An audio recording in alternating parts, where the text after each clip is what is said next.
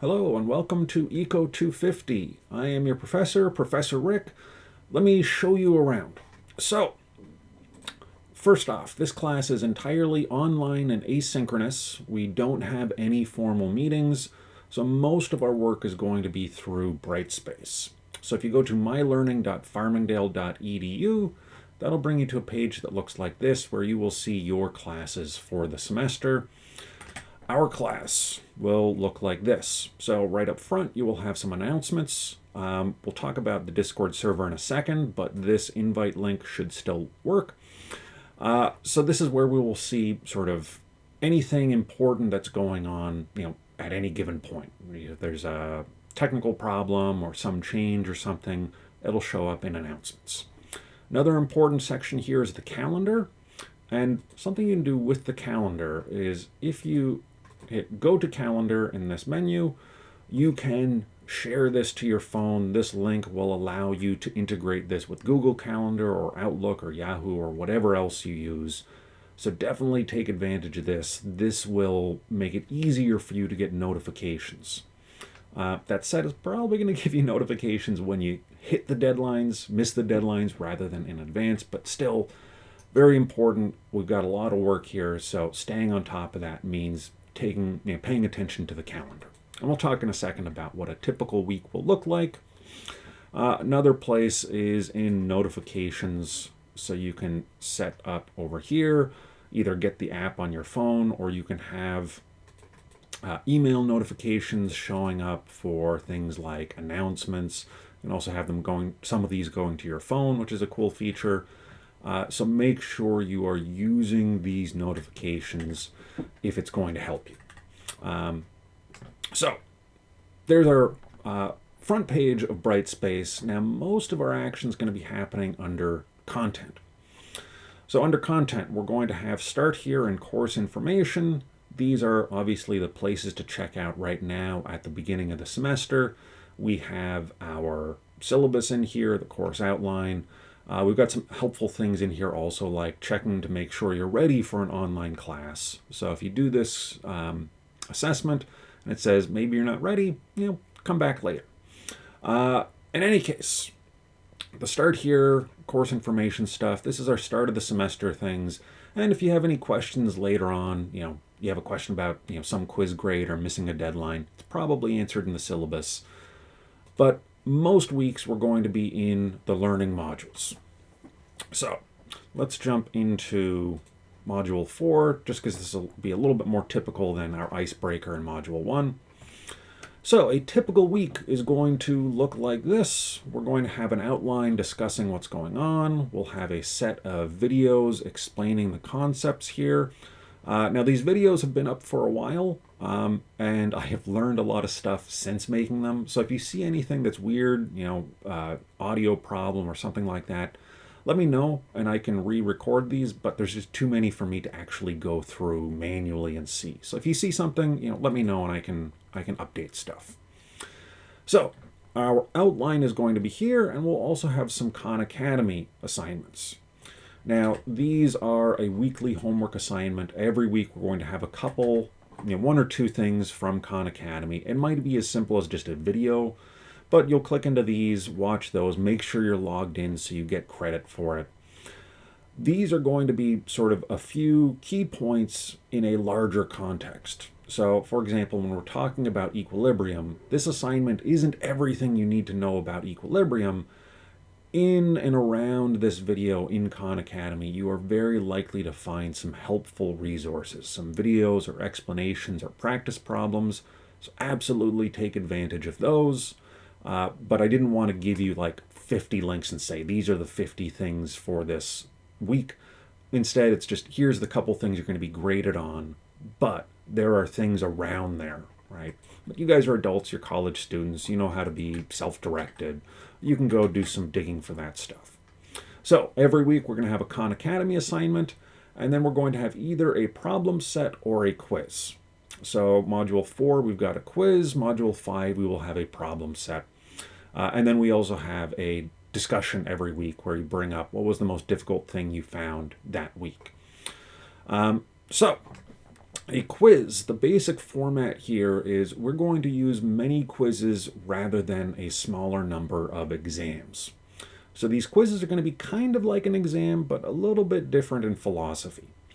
Our idea here is that we're going to have a 30-minute timer, and there's details in the syllabus about modifications for students going through the Disability Services Center. But basically, you'll have a half hour to answer a short set of questions, and you get one shot. Right? So it's just like a bunch of tiny exams instead of just a big midterm and a big final. And your two lowest ones get dropped. So any given quiz is relatively low stakes. So those quizzes, like I said, you're going to get a couple questions, maybe one question, maybe 5 questions. You're going to be on a timer, so it's going to be a little bit stressful. You want to be prepared going into it, but it's going to be open book and open internet.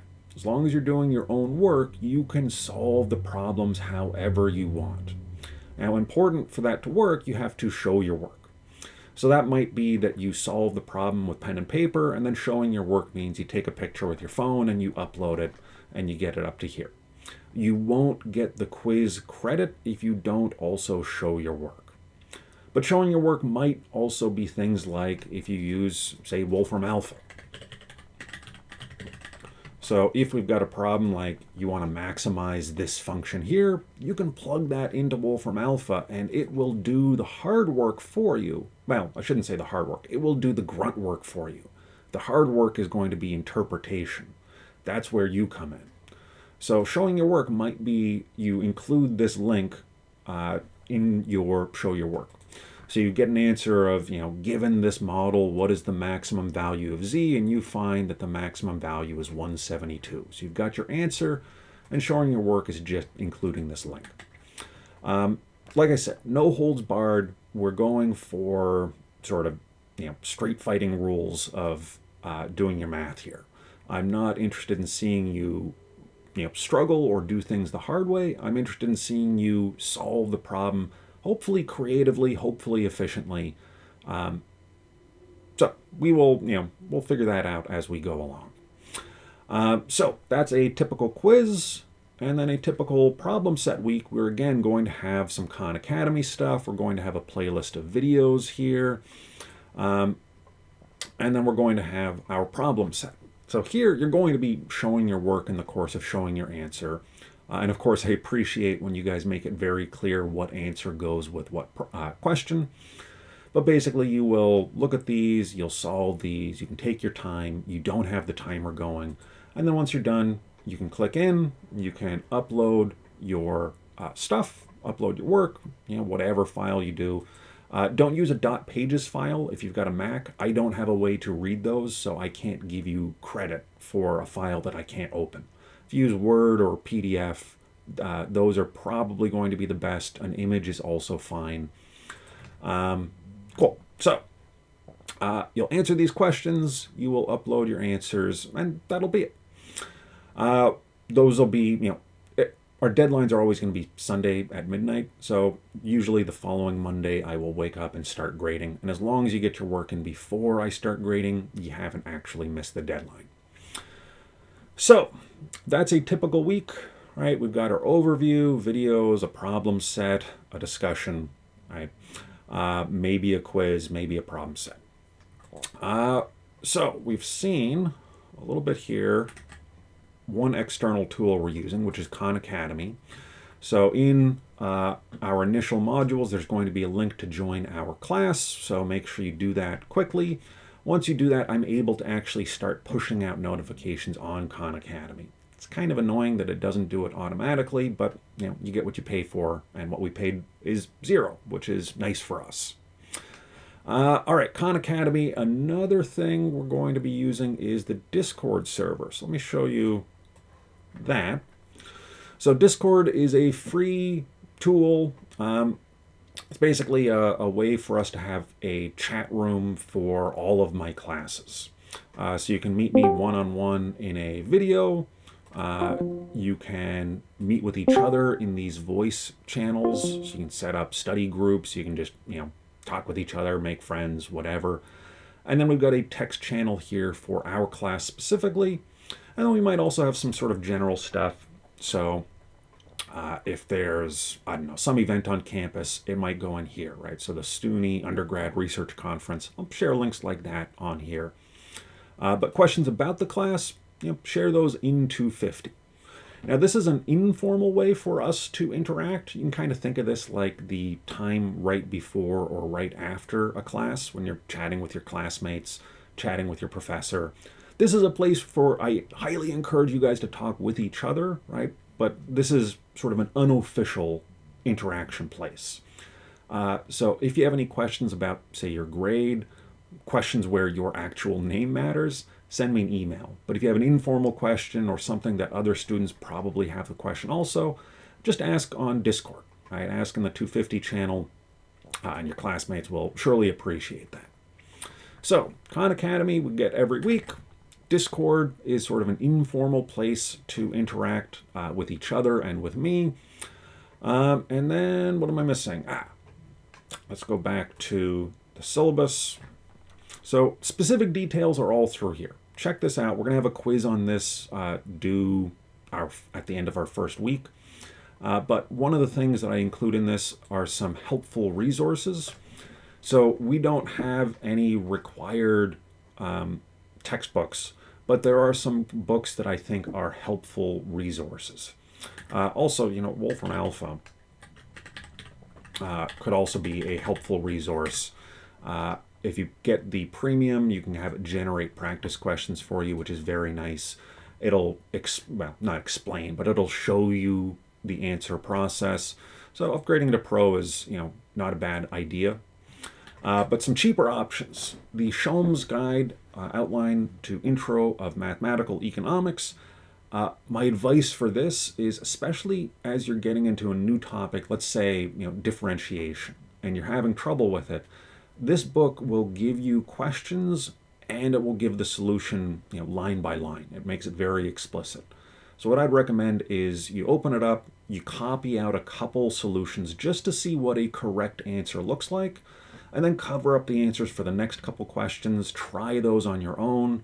If you get the correct answer, great. If not, just keep practicing, keep trying, ask questions. But this is a really helpful resource because it gives you those answers, but don't just read answers. You have to try and answer on your own. But very, very good starting point, especially when you can get a used copy for $8. A couple useful books that I recommend is The Cartoon Guide to Calculus and The Cartoon Guide to Algebra by Larry Gonick. I think he does a really nice job of visually illustrating the concepts behind the math that we're using. And they're friendly and they're cheap, right? You can get a used copy for $250, used copy Algebra for $375. There's some practice questions in there. It's not a traditional textbook, but it does a good job explaining the math that we're going to be using. More generic than that is just sort of a big old general purpose math textbook. So one that I really like is The Nature of Math by Carl Smith. And math doesn't change very often, so look for an older edition. Right? So this is the 12th edition. You get a used copy for $350. The 11th edition, you get a used copy for $10.